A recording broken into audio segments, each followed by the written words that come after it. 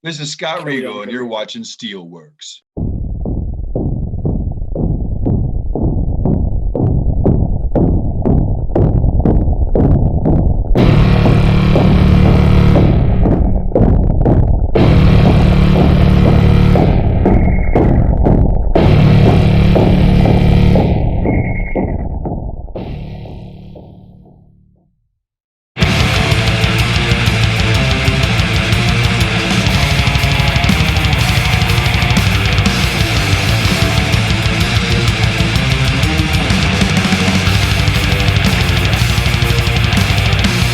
Hello and welcome to the seventh installment of Steelworks.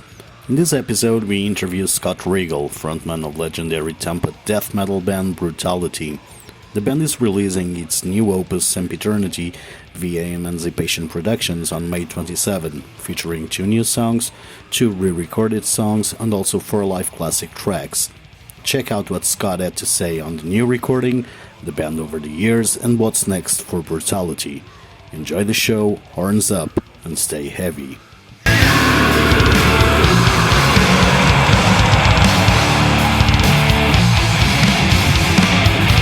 I think it's what we are. I mean, it's just what we do whenever we write music. I mean, that's what happens. I don't think that it's what we've done on every album. I mean, it's pretty much us. I mean, that's what we do. I mean, we make death metal.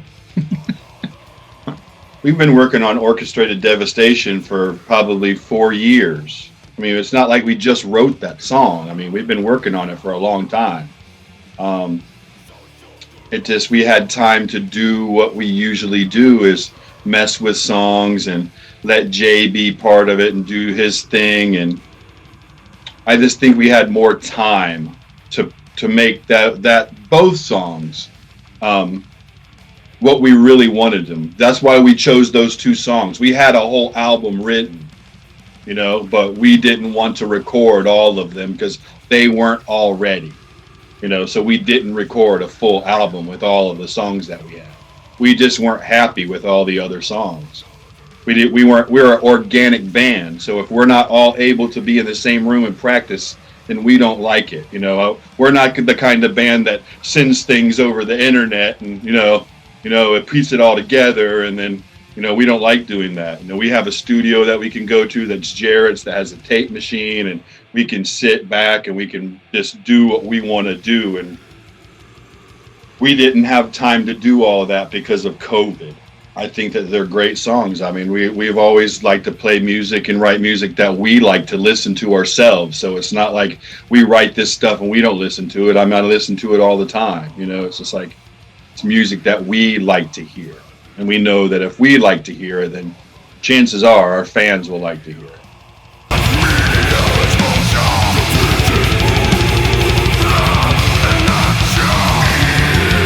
I can't answer that.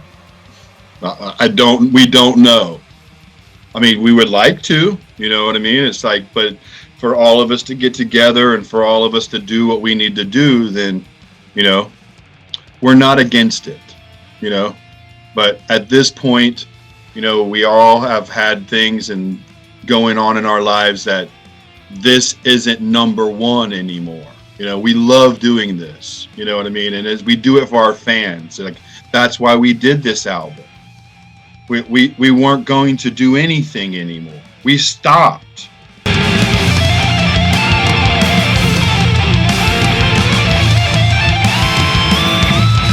I mean, right now we're all talking and, we're all thinking about it, and it really depends on how this album does. What reaction we get from this, We just tried to give something to our fans. We said we were going to do an album, and this shit happened, that we didn't expect. Personal things happened. COVID happened. Personal things happened to me. Personal things happened to Jay. This certain things happened to everybody that we all felt that putting a lot of effort into this at the time, we had to cancel shows. We had to, we had a nice year plan for 2020, And then whenever it didn't happen, we were just like, what are we doing this for? You know, I mean, it's not like we're in our 20s anymore. You know, we're all in our 50s. You know, it's we're not we're not getting any younger. You know,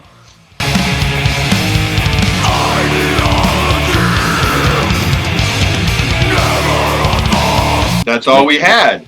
That's all we had to give. Those are the only two that we were happy with. You got 4 live songs. Most people never seen us live. Those 4 songs are ferocious as fuck. And those are a bunch of 50-year-old men on a stage playing their fucking asses off. And they sound better than the fucking original versions as far as I'm concerned, because you can feel the power of us on stage. That was intense. That's some intense music. Yeah, they're old songs. They're sick. Yeah. They're timeless. Some fans that have never heard us before are going to hear that, and what are they going to go do? They're going to go buy our other albums. So this is going to open up another group of people, another genre, I think, of death metal fans that might have never even heard of us. They don't even know the history of us.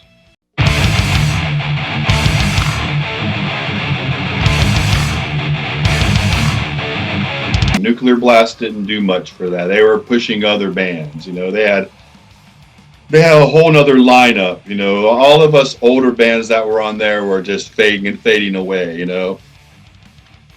You know, they weren't doing as much for everybody. Dismembered was already gone away. Benediction, Sinister, you know, we're all the first bands on Nuclear Blast. I mean, we've been working with Nuclear Blast before they were Nuclear Blast.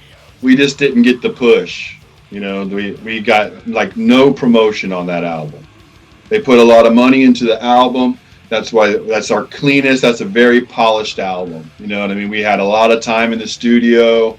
You know, we had time to met with that. Certain technologies were coming out back then we didn't have before. You know, I mean, it's still all analog. That's how we would prefer to record anyway. We prefer to record analog. We're not perfect. We like to put imperfections in our music. We're human beings, and we like to show that we are, you know? So we prefer to record like that if possible. That was a very polished album. That was fun to record, you know?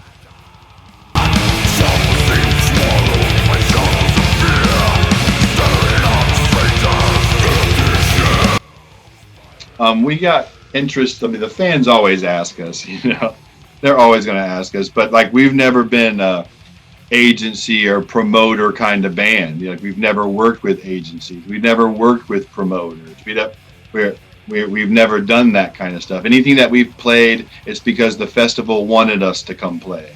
They were fans of ours that wanted us to play their festival. You know, that's usually when we go play somewhere, it's because the promoter that putting on the festival is a Brutality fan and he wants to see us.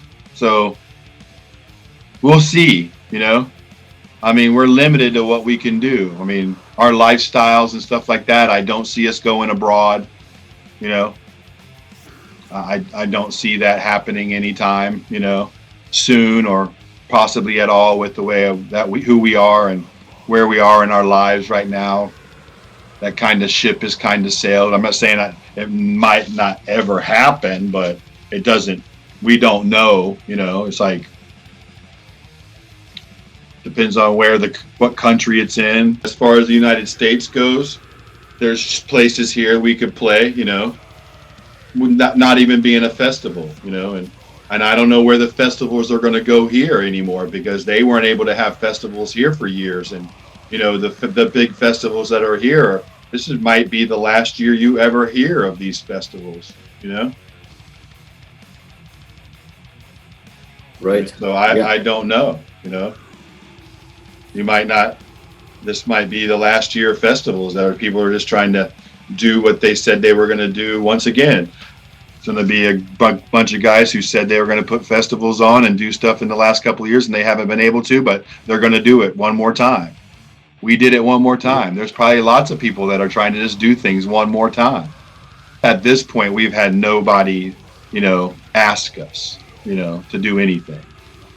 And the album's not out yet, but the feedback we've gotten from Orchestrated Devastation and the little bit that we've put out, and we have a lot of good feedback. Like people are liking that song. We don't have big, crazy metal festivals here.